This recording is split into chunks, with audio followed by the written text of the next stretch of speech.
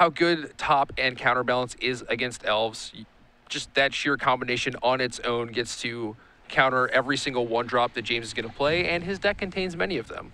And even aside from that, if Chihoi can't assemble top counterbalance, he can still like brainstorm away a Terminus and use that to sweep James's board, or float a Terminus with the Sensei's Divining Top on its own. And we see here, a turn 1 play from James was just Dryad Arbor. Yeah, James on a 6-card hand. I was wondering, it's like, man, first land Dryad Arbor does not seem like the hand I want to keep here. And it wasn't. He's on a 6-card hand. We go back to Chihoi. He's going to crack a fetch land. It's a hard game to play with elves, right? Because if you're too fast out of the gates, you lose to a Terminus. And if you're too slow, you lose to a counterbalance. And Yeah, sometimes they just swords you out of the game. You see Chihoi turn 1, it's just going to swords James's land. That's kind of brutal. I mean, that's time walk, effectively. Well, you suspect, based on that opening, that James has possibly kept a one-lander. Like, turn 1 Dryad Arbor is really... I mean, maybe he either kept a one-lander or a hand with no one-drops, right? Turn 1 Dryad Arbor is not your preferred land drop. Yeah, it could very easily be a 2-land hand with an Elvish Visionary or something. Right. But the time walk does happen. And he finds Bayou, and now he does have a one-drop. So maybe it was just a bait for his swords. We'll see. It's Bayou into death, right? If it was a bait, that was a pretty good one. If it was a bait, that was an excellent one. I mean, right now this looks like a regular game of Magic that James was on the draw for. Yeah. Whereas he, like, undid his mulligan in a lot of ways. And Chihoi almost certainly kept his hand based on the fact that it has an early card that interacts, like Swords to Plowshares. You can kind of stymie James's development, right? Yeah. And if he trades the Dryad Arbor for the swords but gets to keep his Deathrite Shaman, that's a win. That's a huge win. Well played, James Hess. That's neat. Got him, yeah. We'll see where he goes from here. Does he have more lands, though? There are still, he's got a ways to go. I mean, it could also just be that he wanted to go turn 1 Dryad Arbor, turn 2, play a 1-drop, play Cradle, have 2 mana. That is also possible. That's super dangerous, because in that hand, like, if Chihoi has any sweeper, that hand just folds, right? Then you have, like, 0 mana on the next turn. Yeah, of course, but what's your game plan when you're mulling to 6 on the play? Yeah, you play the hand you're dealt. Yeah, are you going to slow play it and, just try and grind him out, make him Terminus like 2 creatures away? Because that's not probably going to happen. It looks like what he's doing, he has Glimpse and Cradle in his hand. So maybe that turn 1 Dryad Arbor was setting up for a big turn 2 mini Glimpse of, like, drawing 3 or 4. Yeah, and that wouldn't surprise me. He's going to play Glimpse. That will resolve. From Chihoi said he's going to tap Deathrite to make a Heritage Druid. Gets to draw a card. He is sequencing this very well, because now he gets to make the guy's Cradle, and that will tap for 2. If he can get 2 more elves into play, he could really start to draw a lot of cards here. Or he has a Quirion Ranger, so that works as well. So even if he doesn't have another 1-drop, he can return the Bayou to his hand, which counts as a forest, untap his Deathrite Shaman, then he has 3 elves green, able to make mana off Heritage Druid, and then you can just keep going. Yeah, so Quirion Ranger draws a card. He has 1 green floating. See if he has more creatures. If you're James, how many creatures do you play out? Is it like some, enough to make it like a 3-turn clock, all?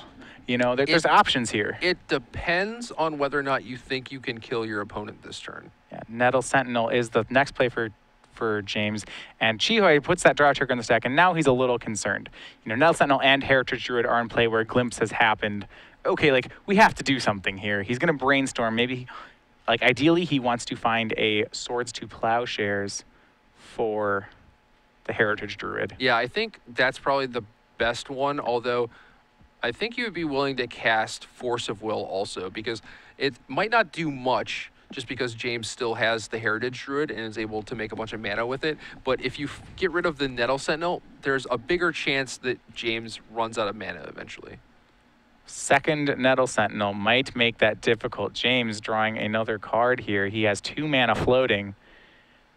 Chihoi put cards back so that he has a Terminus on top of his deck. So he needs James to not full combo him this turn.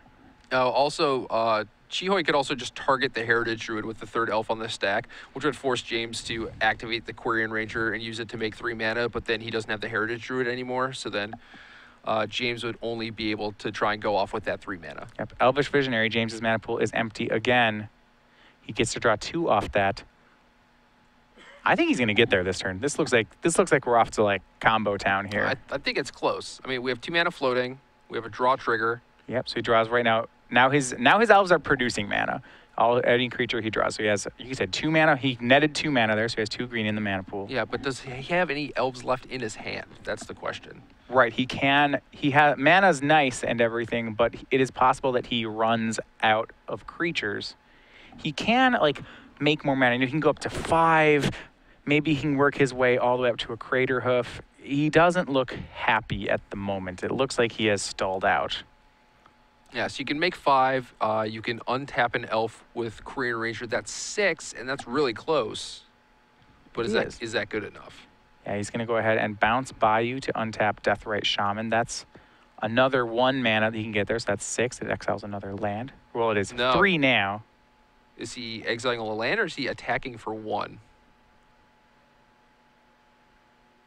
It looked like you just attacked. He attacked for 1. And there is the Terminus from Chi-Hoi Yim. That is huge. About 7 cards go on the bottom of James Hess's deck. And what looked scary now looks commanding for Chi-Hoi. Yeah, I feel like in this matchup, if you're going to go fast, you have to make sure you kill them on land turn. Yes. Otherwise, something like this happens. Like, oh, yeah, nice turn, man. You drew a bunch of cards, but everything you put into play, I just get to kill with my 1 card. So now we're back kind of to where we started. Yeah, I mean, Terminus was just pretty much the whole game here. And he's going to get followed up with a counterbalance as well. Interesting fact here about Terminus. So we're in the city of Atlanta. And if you know your history about Atlanta, Atlanta was actually founded where it was in Georgia because it was at the intersection of 2 railroads back in the mid-1800s. And the city was actually referred to as Terminus. So you could say he is casting a Terminus in Terminus right now. Interesting. Very flavorful. Yeah, I suppose. James is going to go for a creature here. It's Wirewood Symbiote. That's countered by Brainstorm. It's just kind of adding insult to injury at this point. I mean, James had a shot. It was a good one. Chi-Hoi gave him a green light. So, you know, if you got me, you got me. And he didn't have him. Yeah, 5 floating, or 2 floating. 6 floating, 2 more floating, or less. the potential to make 6. And just didn't have enough 1-drops to keep going. And 6, it's real close, right? All it takes is something like 1 Wirewood Symbiote, or maybe if there was a second Glimpse mixed in there at some point, then James can get there. Yeah, I mean, 1 Symbiote combined with the 2 Nettle Sentinels. It's a ton of mana. Yeah, I think that almost certainly gets you there. Because at that point, if you have a Crater Hoof, or if you have a Green Sun Zenith, or whatever card you have, you can go ahead and find your late game. Yeah, he had the hoof in his hand, so. Just needed a couple. He needed a couple more mana and a way to untap the. What was the? He had 1 Deathrite. That was the 1 creature that could attack. Correct. So he needed an untap plus just like 1 more mana, and that would have gotten him there. Yeah, and that wasn't a big deal because he had the Korean Ranger already, and if we're talking about Symbiote would be the card that he needed to continue comboing, well, that would have also conveniently untapped the Deathrite Shaman. So James here went for a Green Sun Zenith. Chi-Hoi tried to counter with counterbalance, missed on the trigger, but then went ahead and Ventured the spell back to James's hand. And he's going to swing for 2. Yeah, now you put a little clock on James, try and close this game out. And also, if James wants to fire off that Zenith again next turn, you get to try again with counterbalance. Yeah, and this time Chi-Hoi drew a Brainstorm, so a lot more likely it works. You know, no rush here. The thing about the Elf deck is that once you get a counterbalance plus a Divining Top, you have, like, the mana curve of the deck is not very diverse. It is 1, 1, 1, 1, 1, a couple 2s, and like a 7. Yeah. And then, well, you have Natural Order as a 4, and then an X-Spell that can kind of get around it. Yeah, actually, Green Sun Zenith, so one thing is you can over Zenith with Zenith, right? I can pay X equals 4 and then go find a Symbiote if I want. Right, or a Reclamation Sage. Yeah, you'd probably, like, what is it, 4 is the toughest mana cost for Chi-Hoi to counter, I think. Yeah. He has a Venser. A Venser and maybe some Jace the Mind Sculptors, which are probably not in his deck after sideboarding. I wouldn't think that they'd be here. So yeah, 4 is hard for him to hit. That would be, you can Zenith for 3 and then just go get something cheaper. Right. And he's going to cast a Zenith. This is a Zenith for 1. So converted mana cost 2. Let's go with Brainstorm for Chi-Hoi. Does he hit? Land, second Venser. Not the best Brainstorm. You do see, though, Chi-Hoi doesn't need too much here. He has Entreat the Angels already in his hand. So if you can't get countertop going, maybe you just make an army. That's a solid game plan. Yeah, he puts three, and this is, it'd be worried. Like, he puts 3 cards on top, doesn't show anything, and Hess gets a shot. He's going to go ahead and go find a 1-drop. He gets Quirion Ranger.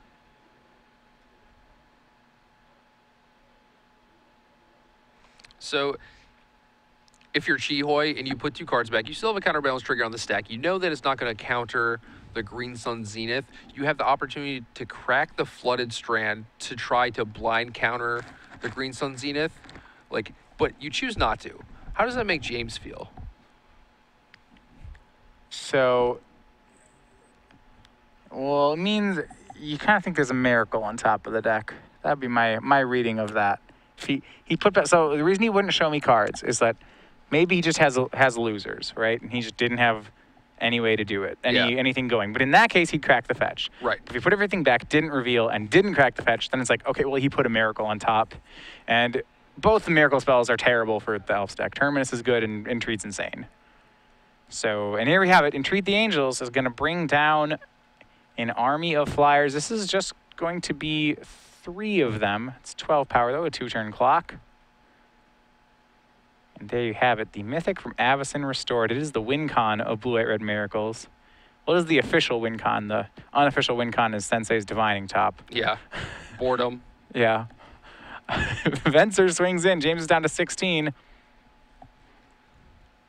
It is only 14 power for Chihoi, so it's 2 turns. And Chihoi doesn't have that many counterspells. Like, James has a shot. It's not a good one, but he has one. Yeah, he does. And especially after last turn where it's like, okay, well, I'm going to brainstorm in response to your spell to try and put something on top to use my counterbalance and brick. And Chihoi was just kind of like going like, oh, man, you know, my hand's not great. So he's basically all in on Entreat at this point. And James definitely has a turn, right? You know, maybe 2 turns. But he's got to get something going this turn to actually have a shot. And if he does, after getting 7 or 8 creatures put on the bottom of his deck with Terminus, that'd be pretty impressive. So he had to weigh some options here. He had Scavenging Ooze and Glimpse of Nature in hand. And there's a couple things. He could try to start the Glimpse combo this turn, or he could try to get more mana by playing Ooze first. Ooze isn't really going to matter. Its body's not going to matter at all. You know, it's a 2/2. Okay, sure. Yeah, and all the creatures that, you know, quote-unquote died earlier actually got put on the bottom of his deck, so there's not a whole lot of creatures in the graveyard right now. It looks like a single Wirewood Symbiote. Yeah, he does have a glimpse, but here's the difficulty. He's going to pass the turn, so now Chihoi gets to have those counterbalance flip to stop James on the last turn, but he also gets a second Venser that he can work with. Right. So he can be anywhere from completely disruptive to, like, moderately disruptive to completely blocking James out, depending on how good this counterbalance card is. Yeah, and I like this attack from Chihoi. With James sitting at 16 and you have 12 power worth of flyers, the autopilot mode is just attack with all 3, right? Yeah, James goes to 9 off Ooze, but you can attack with more next turn. Yeah, exactly. But by keeping more back, he kind of defends himself against a hard cast Crater Hoof Behemoth that might not be enough to kill him. Yeah, he has 6 toughness he can soak up 6 trample damage now instead of 2. Right. Plus, he has the potential to Karakas' own Venser, play that, maybe bounce one of the attacking creatures. Sure. Yeah, he has the second Venser in hand as well. So there's a lot. He has some play here. Yeah, and I just like this from Chihoi because it looks like he's in a winning position, and James is probably going to lose those Angels next turn, so he has to do something. And Chihoi's doing the best that he can to cover himself against things that James might be able to do to cause him to lose. And what we're seeing here is going to weigh a fetch land. James is weighing a fetch land crack. We are still on James's turn. We know he has 2 cards in hand. So we're back to his last turn here, or what I can only imagine is his last turn. We know we had a Glimpse of Nature in hand. What else is around? You know, you got to think he's starting his turn on that, right? All right, Glimpse of Nature. Indeed it is. All right. If you're Chihoi, you probably... Do you brainstorm and then check counterbalance, or do you just check counterbalance? And if you counter Glimpse, it's hard for James to win. He's going to cast Brainstorm. There's a Swords, a Counterbalance, and a Terminus. He does find the 1. And that's got to be what you want on top, right? You just counter Glimpse. Yeah, I mean, if you decide to cast the Brainstorm at this moment, you are committed to countering that Glimpse. Yep, so Glimpse is gone. James is going to tap 2. This is for Elvish Visionary. If you're Chihoi, do you just Venser bounce the Visionary spell too? Probably. I mean, you could. Well, it's like you can either do that or you can maybe like wait to see if James draws Natural Order and then like bounce that one. You know, bounce the spell that matters. Yeah, actually, I don't like. There is some merit to actually doing that and kind of choking James on mana, but it's like at this point he has 4 mana left over, maybe another one from using Quirion Ranger. And I think you can just save Venser for a spell that actually does something. It's like for all you know, James has another Cradle in his hand. You know, and he hasn't even played a land drop yet. Yeah, I guess mana choking's like probably not as good as just fighting over the real spell. Yeah, because chances are the real spells are either the Natural Orders, Green Sun Zeniths, or a Hardcast Crater of Behemoth. Yeah, and actually Hardcast Crater of Behemoth, I'm not, well, let's see. Yeah, we have 4, 9, plus 9 more. So that is 18 trample damage. It's not even lethal. No, but you get to kill off some of Chihoi's creatures and maybe gain life off Scavenging Ooze, depending on how combat works out. Well, Chihoi could just block with an Angel. Yeah, he like bounces his Venser, bounces an attacker, blocks with an Angel, takes some damage, lets nothing hit the yard, swings back. Well, actually, I mean, you just saw Chihoi counterbalance a Deathrite Shaman, which may or may not have mattered, but now it gives James the potential to go to 9. So if he did have something like Cradle, Craterhoof, or whatever, I mean, yeah, he would need a few more cards in his hand because he only has 1 card. But all right, swing with Scavenging Ooze from James Hess. It is a 3/3 at the moment. It looks like his plan here is to cradle up a bunch of green mana, eat a lot of creatures, maybe enough to survive this attack. If it's possible. Tough. I mean, you need to gain 5 life. I don't think there are that many creatures lying around. And it's going to hit. Chihoi's down to 11. And this looks like it's going to be it. We will see. I mean, Chihoi has the end step play of bounce, Venser, play Venser. And James knows about that one. He's going to do that. First it goes back to Caracas. It recasts. Bounces. Cradle, I guess. So you tap him out. There are no shenanigans happening. He'll go with Scavenging Ooze here. I think any shenanigans that happen would be life gain shenanigans, he decides. So sure, get rid of the Ooze. James is going to tap for 3. In response, he's going to eat 1 creature. But that's it. I think we still have the Dryad Arbor hanging around. So I think the Cradle's actually for 4. I'm not sure, though. Oh, you're right. Yeah, it's the sneaky forest-looking Dryad Arbor. And he's going to go eat some Brainstorms from Chihoi's graveyard, but this should be it. It's going to be bounce on the Ooze, and all it will take is a turn sideways from these Angels, and that's going to go ahead and get it. Yeah, I believe the Scavenging Ooze was bounced. I don't believe it matters. No, me either. It was supposed to go to the hand. And a swing from 3 Angels will do it. 2-0, Chihoi Yim defeats James Hess, and he moves on to the finals, where he will face Brad Nelson in pretty much a rematch of our Invitational Finals.